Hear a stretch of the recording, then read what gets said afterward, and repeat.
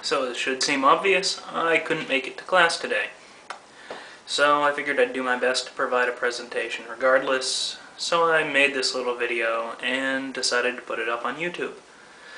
Hopefully this cuts it for a quick presentation. If you have any questions, really, you can email me, give me a call, you all know where to find me. So I wrote my paper on some of the reforms that the post office could do just to increase revenues instead of their usual cut costs approach.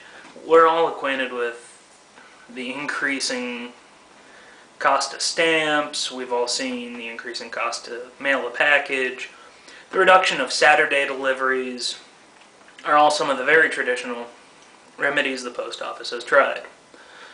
Now, these remedies certainly do achieve to some degree or another the direct result they're shooting for. Reducing Saturday deliveries reduces human resources cost, gas cost, all of these things that really do kind of stick hard with the post office. But they can have side effects. Increasing customer dissatisfaction is one of the classic examples. Increasing employee dissatisfaction by decreasing the number of hours they get in a week is also a particularly pertinent example. So instead, I'd propose that the post office were to start to mine some of the existing areas that they haven't really fully explored. And one of my thoughts was customization, put as much control over the issuance of postage into the hands of the consumer. So, we've all seen the commercials, especially the really goofy ones with like the evil lair and pressing buttons to make the custom credit cards. It makes sense to me that the post office should be able to make custom stamps that are very similar. Now there's obviously going to be risks, say if someone were to put an obscene image on a stamp, but the credit card companies have oversight tools. I'm sure the post office could adapt to those similar oversight tools.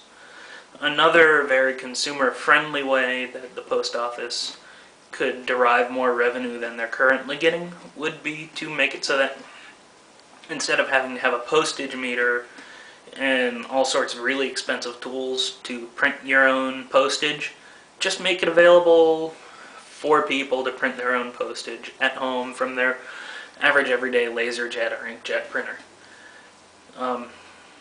They could purchase the postage online with their credit card. They wouldn't have to go into Kroger or the post office or wherever just to get stamps to mail a letter or a Christmas card or something. I kind of chose these two options as my focus because they seem to be the options that would cause the least dislocation and probably meet the least resistance from key stakeholder groups, because the stakeholder groups are pretty powerful.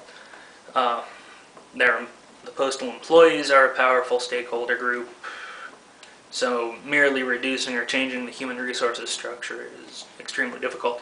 Customers, be it both commercial and private individuals, are a powerful stakeholder group, and there's obviously been some pushback to some of the services that directly affect customers. Congress is a stakeholder group. There's several related stakeholder groups that are particularly powerful, and finding a way to solve the post office problems without coming across or crossing these stakeholder groups would be extremely beneficial. That was mainly what I attempted to focus on when I tried to figure out some policy innovations the post office could utilize.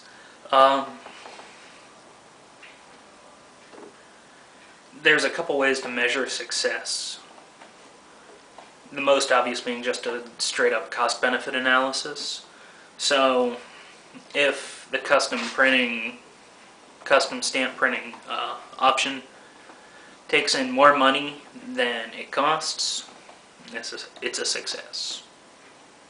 Same goes for the at-home stamp printing. Fortunately for these two options, it doesn't really require any or substantial added capital investment other than some limited software investment. Other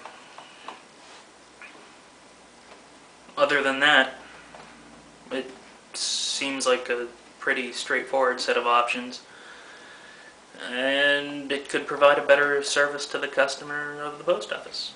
Thank you much. Hope it's a good Thursday. Bye.